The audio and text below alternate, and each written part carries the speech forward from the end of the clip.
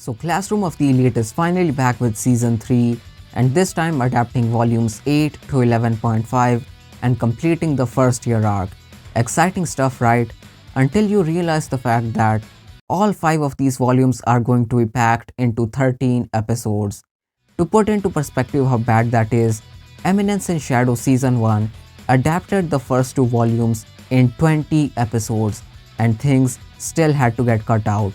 And COTE Season 3 starts off with the first episode adapting 160 plus freaking pages in a single episode. I was originally planning to make videos on the cut content for every episode this season, but after watching this episode, I realized that it would take less time to talk about the things that did get adapted. And so, I switched my plan to reviewing the episodes while occasionally talking about cut content that I think is important for you guys to know moving forward, along with cool facts and things I'm sad had to get cut out. Also, feel free to comment down below anything you found confusing about the episode or did not understand properly. I'll do my best to answer your questions and explain things. With all that out of the way though, let's finally dive in. So the episode starts off with skipping chapter 1, which was a monologue from Horikita Manabu, Suzune's brother, and him talking about regretting not having a close friend that he could trust from the bottom of his heart, setting the tone for the rest of the volume. Then we move on to chapter 2, which is where episode 1 starts.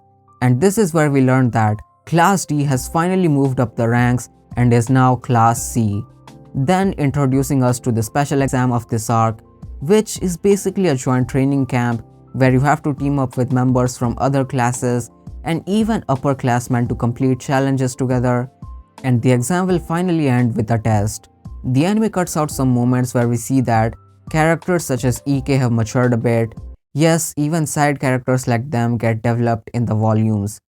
Same with Sudo and Horikita's relationship dynamic being more fleshed out. And even though the general rules of the exam are same, they cut out a lot of details about the exam.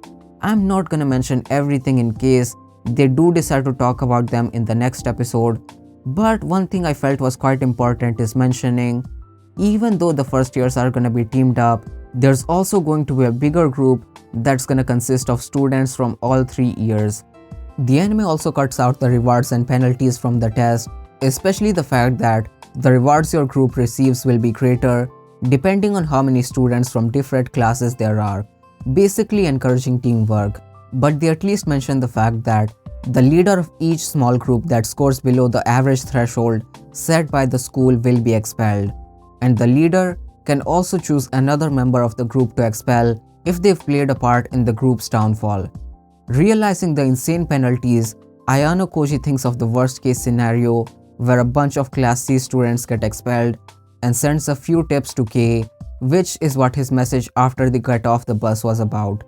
And one moment they cut out that really annoyed me was Ayano Koji thinking that even though he won't be able to protect everyone in Class C, he at least wants to keep Kei, Hirata and Horikita safe. And even though they're not the top priority, he also hopes for the survival of his friends from the Ayano Koji group. I really wish they would have kept this scene in. After that, all the students get off the bus and we get the bet between Nagumo Miyabi, who's the current student council president, and Horikita's brother. This was pretty much the same as the light novel, aside from the fact that this scene happens later on when all the students are deciding their groups. And the reason they decided to rearrange this scene is because they cut out the entire part where they decide groups and leaders. I remember this being one of the lengthiest sections of this volume and they cut it out entirely. And it wasn't like it was some unimportant stuff either. The leaders of groups can literally get expelled, and depending on how groups are formed, they receive less or more points. And we also get Koenji being a Giga Chad and Nagumo confronting him and realizing Koenji's plan for this exam, and even figures out his plan from graduating from the school in A class. I won't mention what Koenji's plans were in case the anime does decide to show them in the next episode, but if they do decide to skip it, I'll be annoyed. They also skip lots of other scenes and rearrange the order of some events, but by far, something they entirely skipped out this episode was the T-Rex chapter. If you know, you know. I'm still hoping that they'll manage to sneak it into the next episode, but it's not looking good, bros. It's one of the most infamous and fan favorite moments of the entire series. And the final thing that stood out to me was the fact that at the end of the episode, the informant Manabo introduces to Ayano Koji was not supposed to be there. He was actually introduced and met Ayano Koji in volume 7.5, which was jammed into episode 13 of season 2. Yes, they adapted the entire volume in one episode. And now moving on to the production side of things. This episode honestly looked pretty bad. There were quite a few still frames that linger on for too long, lots of moments that looked really stiff, even though the only motion was characters talking, and lip flaps were not even matching in certain scenes. The episode wasn't horrible per se, but it definitely isn't something I can call good. And I can also give the episode a pass because the contents of the episode were considered some of the least interesting parts of the series, and this episode was pretty much set up anyways. But I'm only willing to excuse this episode as long as scenes and moments I'm looking forward to manage to look good.